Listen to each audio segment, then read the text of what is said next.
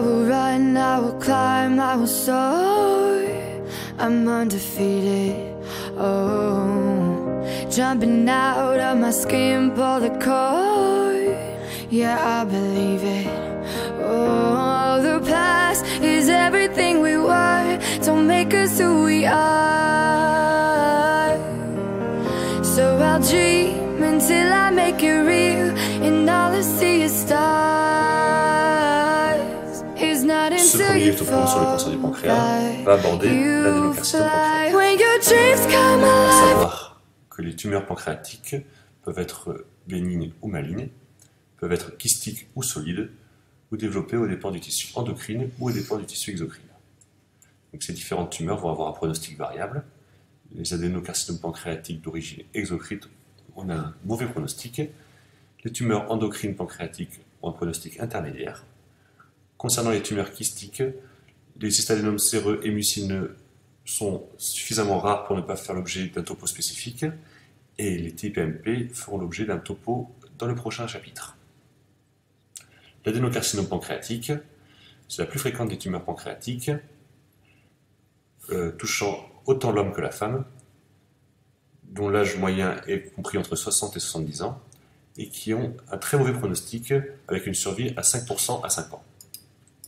Le scanner thoraco-abdominopelvien, l'examen de référence pour le diagnostic positif d'adénocarcinome pancréatique, en mettant en évidence des signes directs et surtout des signes indirects.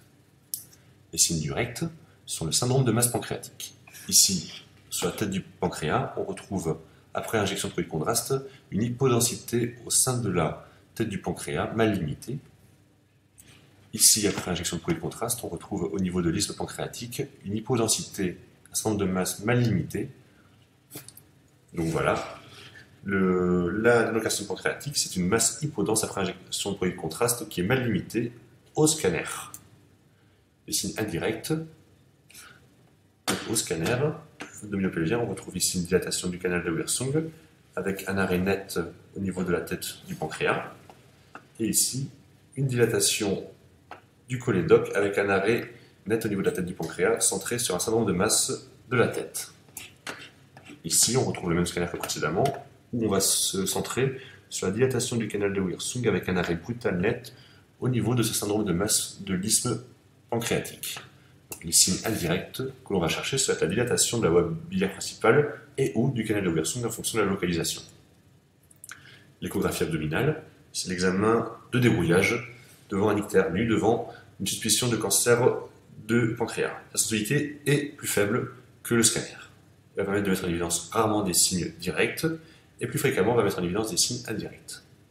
Donc, ici, cette échographie abdominale, réalisée centrée sur le pancréas et centrée sur le foie, on retrouve ici une dilatation du canal de Wirsung, et ici un aspect en double canon avec ici le vaisseau porte, et ici une voie biliaire intrahépatique dilatée, et on retrouvait en fait, centré sur cette dilatation, une tumeur pancréatique. Donc ici, les signes indirects, plus fréquemment retrouvés que le signe direct, qui est une masse hypoéchogène en rapport avec une tumeur pancréatique. La bile-IRM, comme sur les précédents topos, va permettre de retrouver principalement l'atteinte canalaire. Donc ici, on retrouve une dilatation des voies biliaires intrahépatique, avec une dilatation du cholédoque, avec un arrêt brutal au niveau de la tête du pancréas, un arrêt net, et ici, une dilatation du canal de Wirsung et de ses petits canaux secondaires, avec un arrêt net au niveau de la tête du pancréas. Après une reconstruction adaptée, on voyait un important syndrome de masse de la tête du pancréas.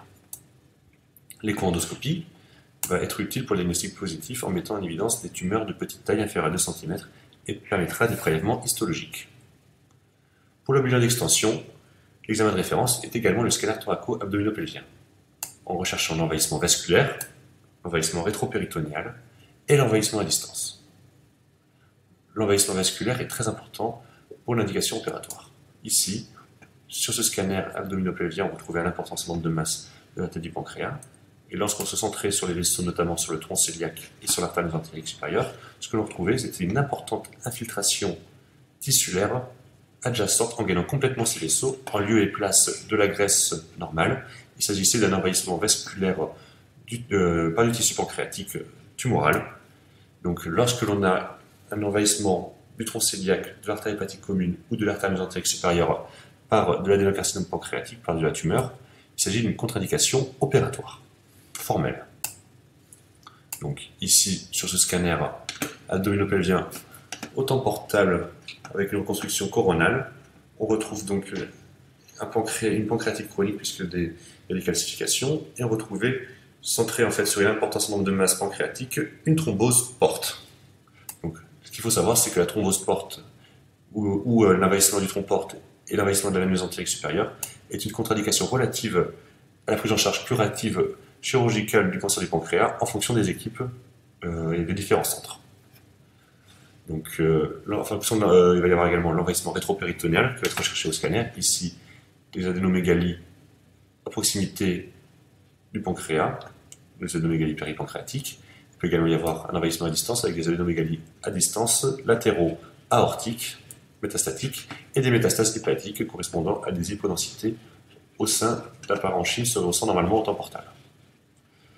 Également, on va rechercher une carcinose péritonéale, qui est une localisation secondaire fréquente, avec, on retrouve ici un important syndrome de masse de la tête du pancréas, avec de l'épanchement intrapéritonéal liquidien, qui en fait était d'origine, il y a une carcinose péritonéale, puisqu'on retrouvait ici un aspect irrégulier nodulaire d'effeuillé péritonéal, qui est une forme de carcinose péritonéale. L'échoendoscopie pour le bilan d'extension sera utile uniquement s'il y a un doute sur un envahissement vasculaire et ganglionnaire. Donc, au terme de ce bilan d'extension, seulement 20% des cancers seront résécables, 30% seront localement avancés et nécessiteront une chimiothérapie avant de réfléchir à une prise en charge chirurgicale, et 50% seront d'emblée métastatiques. Tout ça pour dire que c'est un cancer qui a un pronostic très mauvais.